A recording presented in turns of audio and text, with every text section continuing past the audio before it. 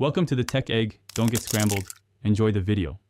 In this video, I will explain how to use Circle to search on your Vivo V40 device. This powerful AI-driven feature allows you to instantly search for anything on your screen without switching apps.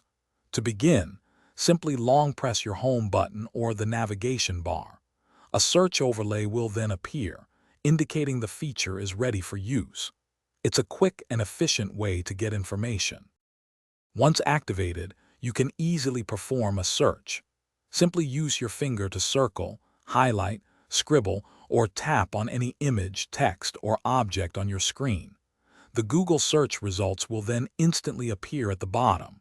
You can swipe up to view more details or refine your search query directly within the search bar for more specific information. It's incredibly straightforward. Beyond basic searches, Circle to Search offers advanced capabilities. You can search for specific text embedded within images or even videos. To adjust your view, simply use two fingers to pan and zoom on the screen before initiating your search.